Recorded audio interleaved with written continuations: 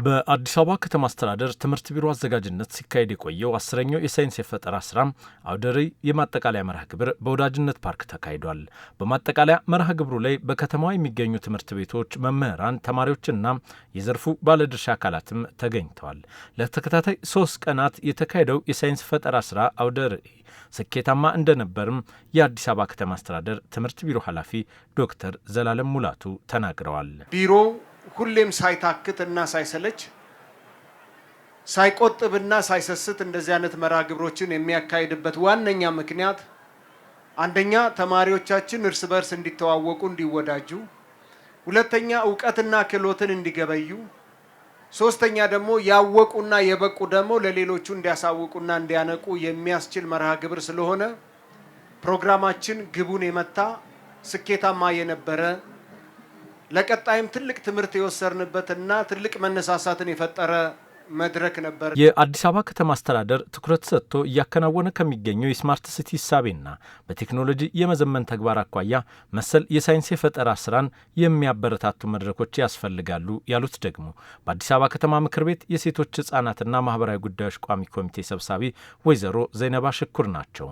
እነዚህ ኤግዚቢሽኖች ላይ ተማሪዎች ፈጠራቸውን፣ ክህሎታቸውን፣ እውቀታቸውን እንዲሁም መምህራን በሰፊው የሚያሳዩበት ቀጣይ አዲስ አበባ ከምትፈልገው እና ሀገራችንም ከምትፈልገው ስማርት ሲቲ ከማድረግና ቴክኖሎጂን ከመጠቀም አንጻር ትልልቅ ስራ እድል ፈጠራዎች ቀጣይ ለሀገሪቷ የሚያስፈልጓትን ነገሮች ከማድረግ አንጻር የተማሩትን ትምህርት በፈጠራ ያሳዩ ይገኛሉ።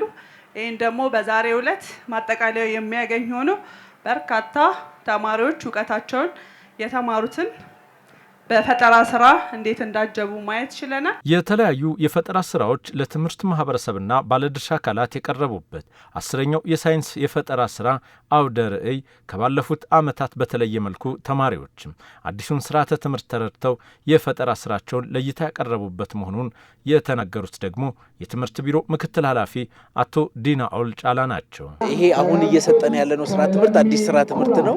ይህን አዲስ ስራ ትምህርት ተረድተው በፍጥነት መስራታቸው ለእኛ እንደ ልዩ ሁኔታ ነው። ከዛም ውጪ ከዚህ በፊት ተሰርተውና ተሞክረው የማያውቁ ስራዎችን ነው በብዛት ያገኘ ነው።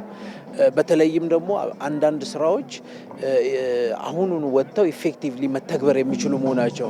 በ10ኛው የሳይንስ የፈጠራ ስራ አውደ ርዕይ የማጠቃለያ መርሃ ግብር ጉለሌ፣ አቃቂ ቃሊቲና ለሚኩራ ክፍለ ከተሞችም በአጠቃላይ ውጤት ከ1ኛ እስከ 3ኛ ያለውን ደረጃ ይዘው በማጠናቀቅ የዋንጫ ተሸላሚ ሆነዋል። የተማሪዎችን የፈጠራ አቅም ለማሳደግና የትምህርት ጥራትን ለማስጠበቅ በትጋት በመስራታቸውም ለሽልማት ስለመብቃታቸው የክፍለ ከተሞቹ ተወካዮችም ተናግረዋል። በአንደኛና መካከለኛ ደረጃ ተማሪዎች ውድድር 3ኛን ያጠናቀቅ ነው። እንዲሁም በአጠቃላይ የፈጠራ ስራዎችም በሁለተኛ ደረጃ ነው ያጠናቀቅ ነው። በሌላ በኩል ደግሞ በሽብርቅ አጠቃላይ ሽብርቆች በሁሉም ክፍለ ከተማው ልቀን አንደኛ በመሆን ነው። በጣም በሚደንቅ በጣም በጥሩ ሁኔታ ተወዳድረን የተሻለ ውጤት አስመዝግበን 4 ዋንጫ ተሸልመናል። የተወዳደርንባቸው በሁለተኛ ደረጃም በአንደኛ ደረጃም ጥቅል በአጠቃላይም የተሻለ ስራ ሰርተን ውጤት ማምጣት ችለናል። በአቃቂ ርዕሰ መምህራን ቲም ውስጥ ማሸነፍ እንጂ መሸነፍ የኛ ካልቸር አይደለም።